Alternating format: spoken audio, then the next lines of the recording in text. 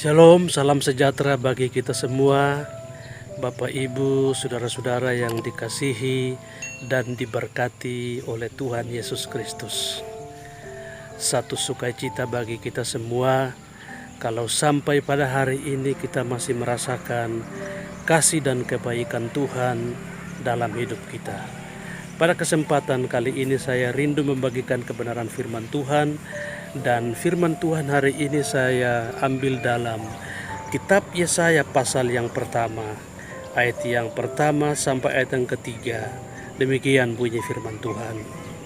Sesudah Musa hamba Tuhan itu mati, berfirmanlah Tuhan kepada Yosua bin Nun, abdi Musa itu, demikian. Hambaku Musa telah mati, sebab itu bersiaplah sekarang. Seberangilah sungai Yordan ini, engkau dan seluruh bangsa ini, menuju negeri yang akan kuberikan kepada mereka, kepada orang Israel itu. Setiap tempat yang akan diinjak oleh telapak kakimu, kuberikan kepada kamu, seperti yang telah kujanjikan kepada Musa.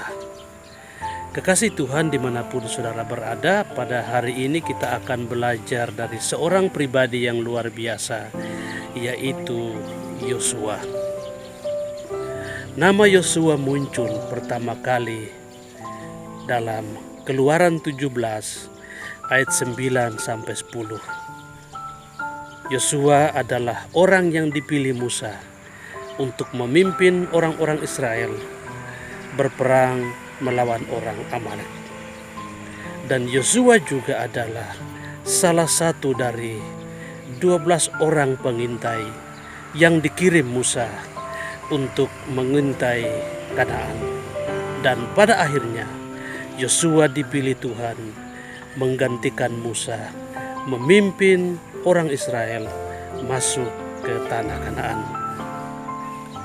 Nama Yosua diambil dari bahasa Ibrani Yehosua, yang artinya Tuhan adalah keselamatan.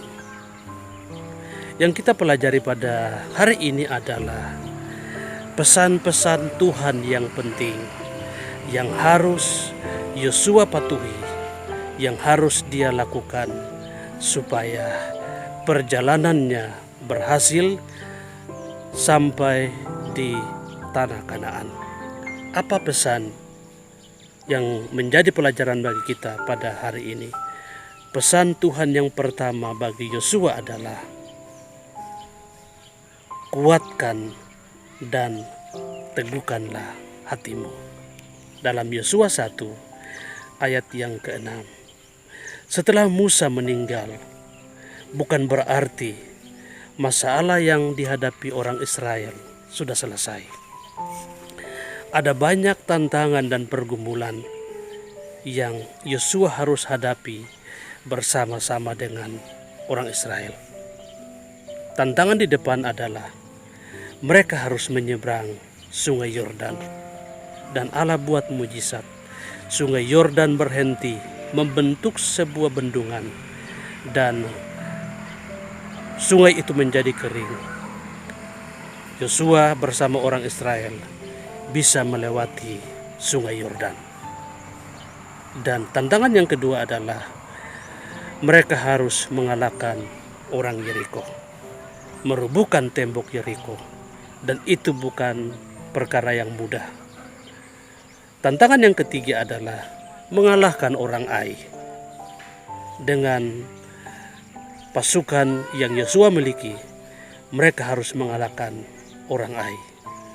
Kemudian tantangan berikutnya adalah berhadapan dengan orang Gibeon. Kemudian dilanjutkan dengan berperang melawan orang-orang yang ada di Kanaan dan merebut kota Kanaan. Ketika Yosua memimpin, bukan berarti Yosua berjalan tanpa beban langsung ke Kanaan, tetapi ada perjuangan yang harus Yosua lakukan. Makanya firman Tuhan berkata, kuatkan dan teguhkanlah hatimu. Sebab hanya orang-orang kuat, hanya orang-orang yang teguh hatinya yang bisa mengatasi berbagai persoalan pergumulan dalam hidupnya. Dan yang kedua adalah pesan Tuhan buat Yosua, jangan menyimpang ke kanan atau ke kiri. Dalam ayat yang ketujuh, Yosua harus fokus kepada Tuhan. Jangan cari pertolongan alternatif lain, tapi harus fokus kepada Tuhan, tidak ke kiri dan tidak ke kanan. Berjalan lurus, perhatiannya tertuju kepada Kanaan. Dan pesan yang ketiga adalah perkatakan dan renungkan firman Tuhan siang dan malam. Dalam ayat yang ke-8, firman itu akan menerangi perjalanan Yosua bersama orang-orang Israel masuk ke tanah Kanaan. Firman itu membuat perjalanan mereka berhasil. Firman Tuhan berkata bahwa firman itu seperti suluh yang menerangi setiap jalan hidup kita. Dan pesan yang keempat adalah jangan kecut dan tawar hati. Dalam ayat yang ke-9, menghadapi pergumulan, Yosua harus percaya bahwa Tuhan Allah selalu menyertai dia dan orang-orang Israel. Ketika Musa meninggal di tanah Moab dalam usia yang ke-120, maka Tuhan berpesan kepada Yosua bahwa kamulah yang akan memimpin orang-orang Israel masuk ke tanah Kanaan. Untuk itu, jangan takut dan gentar, jangan kecut dan tawar hati, jangan menyimpang ke kanan dan ke kiri, supaya perjalanan berhasil dan Tuhan buktikan pertolongannya. Yosua bersama orang-orang Israel masuk ke tanah Kanaan, dan Yosua bersama Eliezer membagikan tanah Kanaan kepada 12 suku orang Israel. Kemudian matilah Yosua di Kanaan dalam usia yang ke-110 tahun. Luar biasa penyertaan Tuhan yang Yosua rasakan dalam kehidupannya.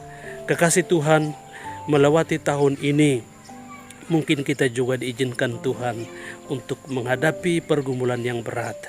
Tapi firman Tuhan berkata, kuatkan dan teguhkanlah hatimu, karena hanya orang-orang kuat yang akan mampu menghadapi berbagai pergumulan yang dia alami di dalam hari-hari yang dia lewati.